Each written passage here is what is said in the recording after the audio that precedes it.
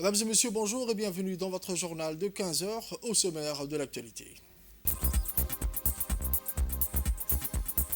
Le chef de l'État a présidé les travaux de la 14e séance du Conseil des ministres.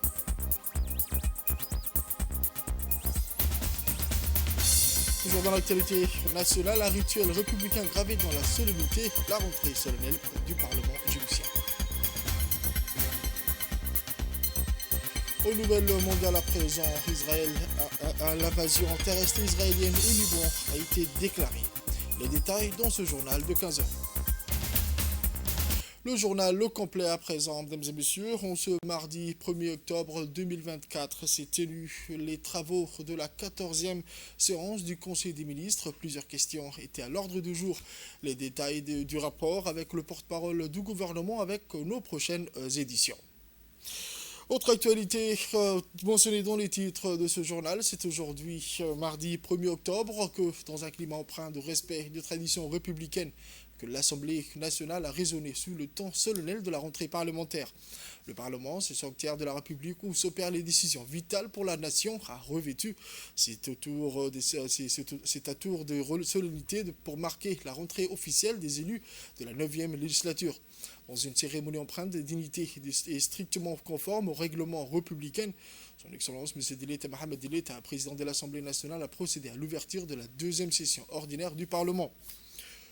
La scène s'est imprégnée d'une sérénité alors que le président a accueilli avec un sens affûté de la cérémonie les députés et membres du gouvernement, chacun visiblement conscient du poids de ses responsabilités. Bien que la trêve estivale ait offert un répit aux élus, elle a nullement érodé la conscience des tâches rigoureuses qui les attendent. Parmi les autres personnalités présentes à cette séance inaugurale, son Excellence M. Abdelkader Kamel Mohamed, Premier ministre, a brillamment incarné la continuité et la solidité du gouvernement. Sa stature imposante et son regard serein, scrutant l'hémicycle, ont ajouté à la solennité de ce moment républicain.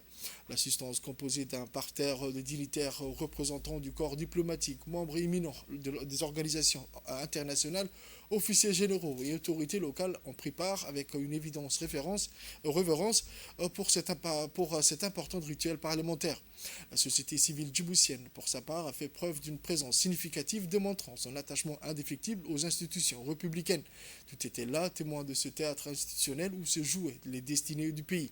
La séance est ouverte en accord avec la condition républicaine au son vibrant et patriotique de l'hymne national dont chaque note a semblé résonner avec gravité au sein des murs imposants du Parlement.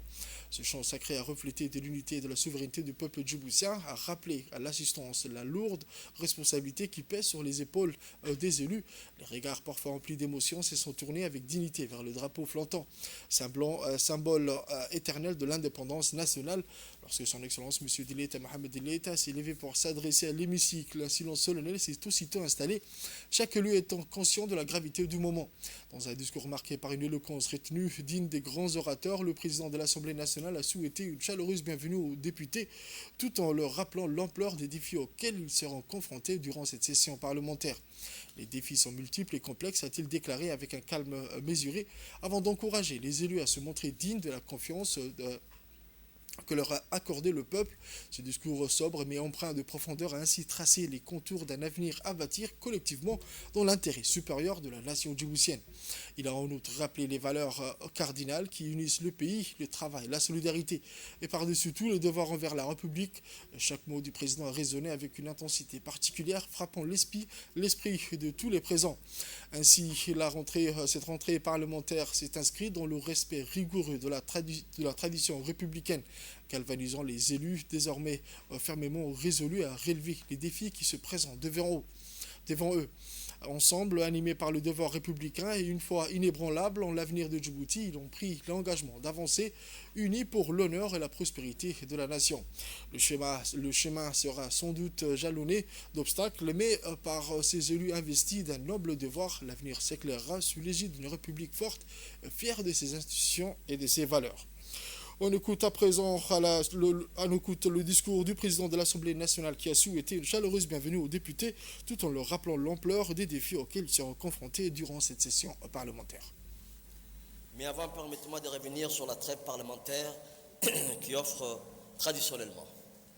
une opportunité de faire du travail de proximité avec nos concitoyens. Les députés ont pu aller à la rencontre de notre population, à l'écoute de leurs préoccupations, en échangeant avec eux sur ce qui est accompli comme ce qui reste à accomplir. Outre cette mission de mobilisation, d'inventaire et d'explication, l'intercession nous a permis aussi de consolider la diplomatie parlementaire grâce aux visites de groupes nationaux auprès des parlements régionaux et internationaux. Pour ma part, j'ai effectué plusieurs déplacements, tels que la visite officielle le mois dernier au Parlement émirati sur l'invitation de son Excellence Rat Rabash, président du Majlis. Plus récemment, à la tête du groupe national, j'ai pris part au Parlement panafricain et plus précisément à la 12e conférence des présidents des parlements nationaux et régionaux du PAP. Événement d'importance majeure puisqu'il s'agit de délibérer sur le sujet globaux ayant trait au devenir du continent africain. Monsieur le Premier ministre, Mesdames et Messieurs les députés, le rituel constitutionnel que nous exterminons en cette séance solennelle d'ouverture m'impose de revenir sur d'autres thématiques principales de la session appelée communément session budgétaire. Cette appellation est opportune puisque l'examen de la loi des finances initiale, enjeu prépondérant, est programmé chaque année durant la session d'octobre. Nous le savons tous et nous le répétons sans cesse. L'exercice budgétaire constitue un challenge formidable pour tout député. Fondamentalement de législateur, le vote annuel de la loi des finances relève la portée et l'étendue des prérogatives que la Constitution confère aux députés. Cette mission prestigieuse d'adopter au nom de la nation la mise à disposition des ressources au gouvernement pour mettre en œuvre les politiques nationales durant une année civile est certes un privilège inhérent au mandat parlementaire, mais surtout une responsabilité à la charge du député d'exercer minutieusement son droit de contrôle et sa capacité de proposition en faisant un certain nombre de suggestions, les cas échéants, tout en veillant à ce que les budgets répondent bien aux attentes sociales. Je le prédisais le 1er octobre dernier, et je le redis encore une fois, le rôle du Parlement, des parlementaires, à savoir sa mission d'examiner la politique budgétaire proposée par le gouvernement, puis de se prononcer sur elle, est vital, mais surtout indispensable pour le développement de notre pays, car nos choix budgétaires et notre vote conditionneront l'action gouvernementale pour l'année prochaine.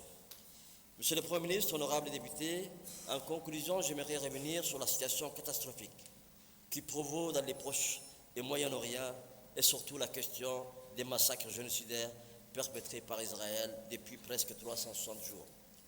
Hier, c'était les Palestiniens qui étaient les victimes expiatoires du terrorisme d'État israélien. Aujourd'hui, c'est une insouciance aveugle. Israël encourage le déferlement d'un engrenage qui effectue la stabilité de toute la région, voire la paix mondiale. Depuis la tragédie du 7 octobre, la situation humanitaire des victimes palestiniennes, libanais, des zones syriennes occupées ne peut laisser personne silencieux. De l'allocution du président de l'Assemblée nationale, un autre moment fort de cette séance, la prise de parole de son Excellence, M. Abdelkader Kamel Mohamed, Premier ministre de la République de Djibouti. C'est toujours avec une émotion partagée que nous nous retrouvons après la période estivale dans cette enceinte symboliquement très prestigieuse. En effet, le travail que le gouvernement effectue avec votre auguste Assemblée, qui est la représentante de la totalité du peuple djiboutien, témoigne de la volonté du pouvoir exécutif à vouloir maintenir à travers vous un dialogue permanent avec tous les Djiboutiennes et les Djiboutiens. La connaissance de la politique budgétaire est d'une grande importance pour les citoyens. En effet, le budget traduit en actions concrètes la politique gouvernementale de développement du pays. Ces ajustements budgétaires sont donc de plus en plus nécessaires et vous aurez d'ailleurs à examiner très prochainement et parallèlement au budget 2025, le budget rectificatif 2024 et celui définitif de 2023. le contexte international depuis 2021 ne cesse de gêner le développement économique. Le gouvernement a dû faire face à plusieurs crises que vous connaissez parfaitement. La longue période de Covid, la guerre en Europe, les soubresauts de la région, des pays de l'IGAD, puis la terrible guerre entre Israël et Palestine qui a enflammé toute la région sont venus perturber la croissance mondiale et par voie de conséquence notre économie ouverte sur le monde.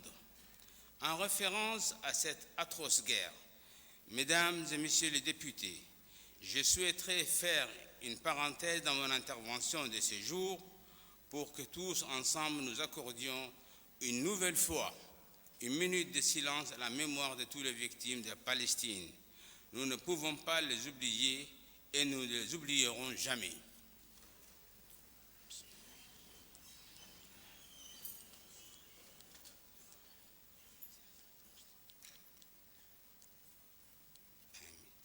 Merci.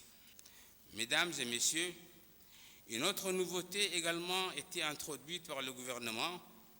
Le budget sera présenté dans un cadre des recettes et des dépenses construit sur 3 ans. Cette visibilité plus longue pour tous les citoyens va permettre de mieux appréhender l'évolution future de la politique budgétaire. Donc le gouvernement, afin de compenser les incertitudes qui résultent de la situation politique internationale, met tout en œuvre pour préserver une croissance soutenue à l'intérieur du pays. Mesdames et messieurs, l'objectif gouvernemental dans ces périodes difficiles est ainsi d'avoir une meilleure maîtrise des dépenses publiques. La responsabilisation des départements ministériels introduite dans la gestion des crédits alloués débouchera sur les priorisations des dépenses de fonctionnement afin de mettre en adéquation les enveloppes budgétaires des départements ministériels avec leurs besoins. Avec toutes ces perspectives, les recettes et les dons sont prévus en 2025 à hauteur de 146 milliards de francs environ. Les dépenses, quant à elles, sont programmées à 140 milliards, permettant un solde positif prévisionnel de 6 milliards de francs Djibouti. Il est l'heure de l'appel à la prière de Salat al-Asr. On se retrouve dans un instant pour la suite de l'actualité. Toujours dans l'actualité nationale, une cérémonie de présentation de notes de conjoncture économique pour Djibouti a eu lieu aujourd'hui à la salle de conférence de l'université de Djibouti. Organisée par la Banque mondiale, cette cérémonie a vu la participation du ministre de l'économie et des finances, M. Ilyas Moussa Douale, le ministre de l'enseignement supérieur et de la recherche, M. Dr Nabil Mohamed Ahmed, et le ministre du commerce et du tourisme, M. Mohamed Warsama Derié. Des responsables des institutions financières et des représentants des organisations internationales, notamment la Banque mondiale, l'Union européenne, mais aussi des ambassadeurs des pays amis ont pris part à cette conférence débat sur la note de conjoncture économique pour Djibouti dans les 2 prochaines années. Une vingtaine des étudiants de la faculté de l'économie de l'université de Djibouti ont assisté à cette séance de présentation. Ces moments d'échange ont permis de comprendre et saisir la conjoncture nationale et appréhender les différents points forts évoqués lors de cette présentation, à savoir sur l'inflation, les finances publiques, les dettes extérieures ou encore la situation monétaire. Stabilité et l'équité des finances publiques. Cet événement constitue une occasion précieuse de partager les analyses, les conclusions, les recommandations issues de cette étude de la situation économique récente. Avant toute chose, je souhaiterais remercier vivement au nom du groupe de la Banque mondiale toutes les autorités nationales, les cadres, les collègues, les partenaires qui ont participé, qui ont contribué à travers leurs données à ce bulletin. Ma profonde reconnaissance également pour l'engagement de nos équipes qui ont travaillé durement pour élaborer ce bulletin. Le soutien indéfectible de toutes les personnes qui ont participé à ce bulletin était essentiel pour garantir la pertinence, mais surtout la fiabilité des analyses, que nous présenterons aujourd'hui à travers le programme que Malik a indiqué tout à l'heure. Le bulletin vraiment illustre la force du partenariat entre nos institutions pour promouvoir le développement économique durable de Djibouti. Le ministre de l'Enseignement supérieur, M. Nabil Mohamed Ahmed, s'est réjoui de l'événement et a partagé sa vision en vue de travailler ensemble afin que chaque citoyen apporte sa contribution. Voici ses dires. Le rapport de la conjoncture, c'est comme un médecin. Un médecin regarde le corps, comment il fonctionne. Un rapport économique, c'est votre poche. C'est comme un ménage, on doit savoir le pays, c'est qu'il gagne, mais c'est qu'il dépense également. Et comment, dans cette dynamique, trouver des moyens pour améliorer. Mais je voudrais vraiment que ce matin, ça nous serve à nous tous d'avoir le recul suffisant pour comprendre les enjeux, définir nos priorités, travailler avec notre jeunesse, parce que c'est elle qui va prendre le relais. Et comme je disais avant de terminer l'autre jour, quand on était en réunion avec le vice-président régional de la Banque mondiale, nous sommes un peu le chef d'orchestre au niveau de l'enseignement supérieur. Il y a tous les ministères et nous sommes le chef d'orchestre. Pourquoi? Parce que tous les éléments dans chacun des ministères, s'il n'y a pas les hommes et les femmes pour y travailler, on n'arrivera pas. Et donc, il faut les compétences nécessaires. Et c'est pour ça qu'on œuvre au niveau de l'université à travailler, non pas en termes de spécialité, mais en termes de compétences, renforcer la compétence. Elle coûte cher. Tout à l'heure, on avait une discussion sur la mise en place d'une très grande école de commerce à Djibouti. On a beaucoup de partenaires qui nous accompagnent, qui sont enthousiastes. On s'inscrit dans l'excellence, une excellence qui soit équitable, encore une fois, mais qui puisse également tenir de tous les enjeux régionaux, qui aujourd'hui, vous lisez les journaux, sont graves, inquiètes, mais doivent replacer également Djibouti dans une autre forme de leadership. Mais également, il y a le climat, et on s'y prépare, on a créé un observatoire. C'est des éléments qui peuvent paraître précoces,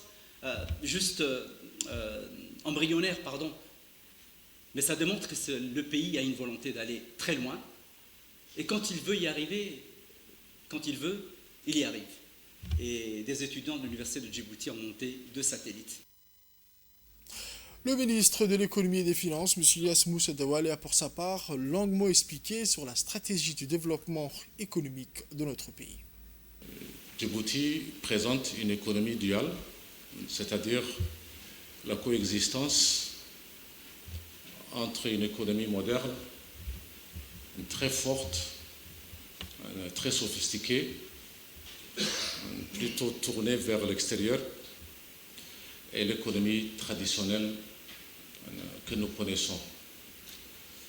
Cette économie moderne, elle est tirée par le secteur des services et principalement par le secteur des ports et de la logistique.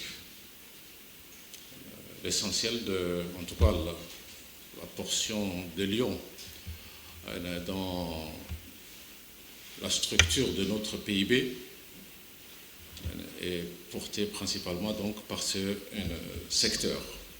Cette économie duale, on aura l'occasion de parler un peu le phénomène d'inclusion par rapport à notre trajectoire économique et donc les défis à relever dans le futur. Mais cette économie, qu'elle soit celle portée par les ports, comme celle traditionnelle, a connu des chocs externes, exogènes, importants, ces dernières années plutôt cumulés.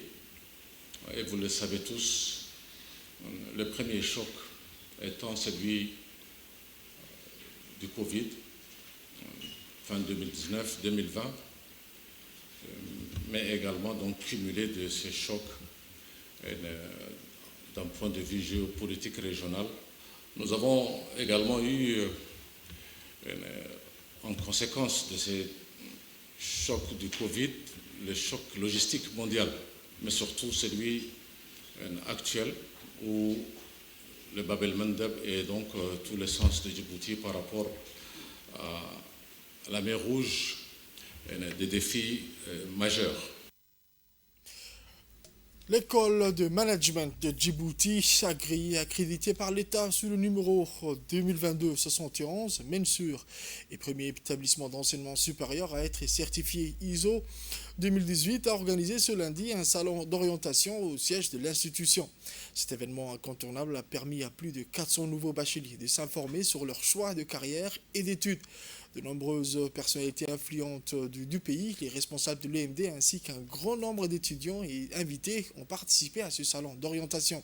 Il a rassemblé non seulement des professeurs mais aussi des partenaires locaux et internationaux venus présenter les services et les avantages dont bénéficient les étudiants de l'EMD grâce à ses collaborateurs. Pour les étudiants, ces partenariats représentent un atout majeur, leur offrant de nombreuses opportunités. Ils ont ainsi pu échanger directement avec des représentants d'universités et d'institutions partenaires pour mieux s'orienter dans leur choix d'études supérieures. Pour beaucoup d'entre eux, cette journée a été une véritable opportunité de clarifier leur avenir et de découvrir de nouvelles voies possibles. Cette initiative de l'EMD s'inscrit dans une démarche visant à soutenir les jeunes djiboutiens et à les encourager à faire des choix éclairés pour leur avenir et académique et professionnel. L'EMD continue de se distinguer par son engagement à améliorer les compétences managériales de ses étudiants en leur fournissant des outils modernes et en favorisant une compréhension approfondie des enjeux économiques et des dynamiques d'affaires. On les remercie énormément. Les parents qui nous ont visités aussi, on les remercie. Les membres de l'équipe administrative aussi, on les remercie énormément. Et je remercie au PDG de l'EMD, Dr Djilani Saïd Ahmed. On écoute à présent une réaction recueillie auprès d'une participante. Nous sommes en partenariat avec l'EMD. Ils ont, avec leur carte, ils ont des remises dans nos pharmacies. C'est une aide pour les étudiants. Donc je suis là aujourd'hui pour présenter différentes vitamines qui vont les aider dans leur cursus de l'étude. Donc c'est pour montrer, c'est bien d'étudier, mais la santé et l'étude, il faut le faire parallèlement. Toujours dans le cadre de la Semaine nationale de l'unité organisée par le ministère de la Jeunesse et de la Culture, la ville d'Obok a abrité hier soir une soirée d'animation musicale et culturelle dédiée sur la consolidation des valeurs de l'unité, la culture de paix et de la cohésion sociale qui a eu lieu à l'esplanade du CDC de la ville d'Obok. En présence du préfet de la région d'Obok, M. Moussa Aden Migane, et le président du conseil régional, M. Mohamed Hamed, ainsi que les autorités civiles et militaires. Cette soirée a été animée par des artistes de Djib Talent et a vu la participation de plusieurs jeunes obokoises issus des différents quartiers de la ville. Un programme riche a été mis en place par les responsables du ministère de la Jeunesse et de la Culture qui a été rythmé par l'hymne national des chants et danses culturelles.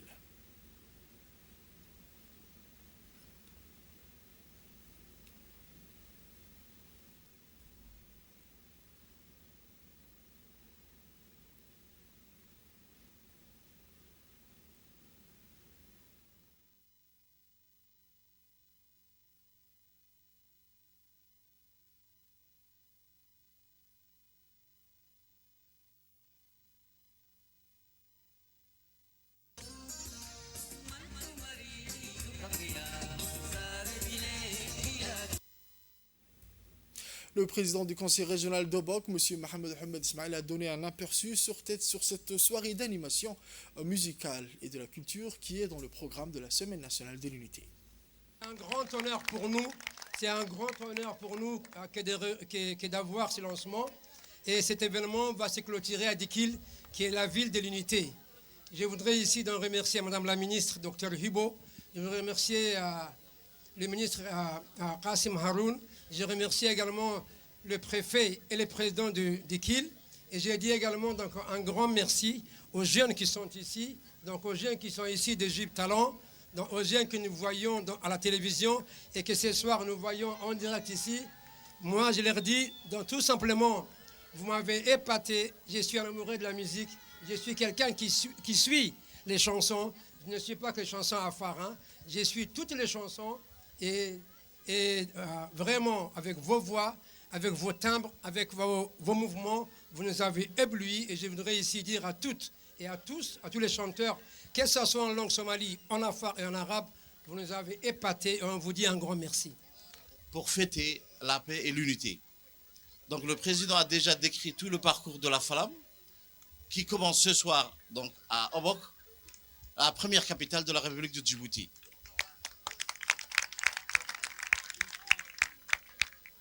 l'intitulé de cette année pour cette deuxième édition de Fest Unit est tout d'abord le transfert des vieux, comme nous sommes, hein, aux jeunes.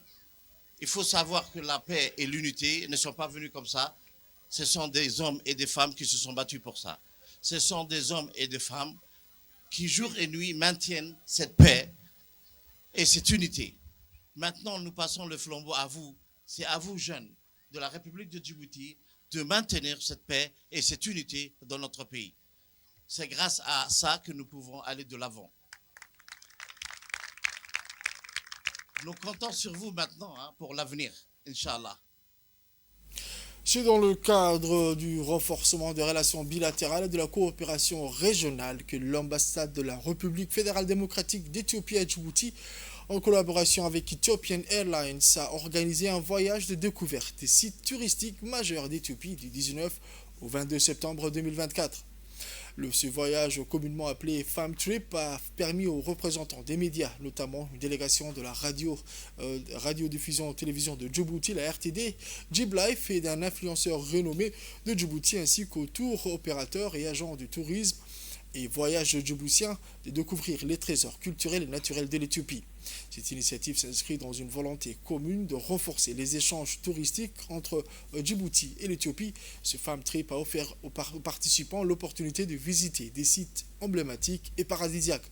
Cette visite extraordinaire a été une occasion pour visiter des beaux sites touristiques éthiopiens qui ne cessent d'attirer les touristes du monde entier. Les liens touristiques, les liens historiques et culturels qui unissent également Djibouti et l'Éthiopie trouvent ainsi une nouvelle dynamique à travers le tourisme, un secteur clé pour la prospérité régionale. Je tiens à te rappeler que c'est la première fois que je viens ici à Addis. Je voyais sur les photos, les vidéos, mais je ne savais pas que c'était autant paradisiaque leur territoire. Là, j'ai eu la chance de participer à ce programme qui a été initié par l'ambassade éthiopienne et la compagnie aérienne Ethiopian Airlines, précisément le département Eti Holidays, dont on est vraiment reconnaissant. Je ne suis pas le seul, il y a Jib Live, il y a vous, la RTD, qui ont profité de cette expérience. Aux nouvelles mondiales à présent, je vous le disais dans les titres, l'armée israélienne a annoncé mardi le lancement d'une opération au sol dans le sud du Liban. Les frappes aériennes massives lancées par Israël depuis le 23 septembre contre ce qu'il qualifie de cibles de Hezbollah dans tout le Liban ont fait plus de 960 morts et plus de 2770 blessés, selon le ministère libanais de la Santé. Plusieurs dirigeants du Hezbollah, dont le secrétaire général Hassan Nasrallah, ont été tués au cours de ces attaques. Israël livre une guerre transfrontalière depuis le début de l'offensive israélienne contre la bande de Gaza, l'offensive qui a fait près de 41 000 morts pour la plupart des femmes et des enfants depuis le 7 octobre dernier. C'est la fin de ce journal de 15h, mesdames et messieurs. Merci à vous de l'avoir suivi et restez avec nous pour la suite du programme sur Télé Djibouti.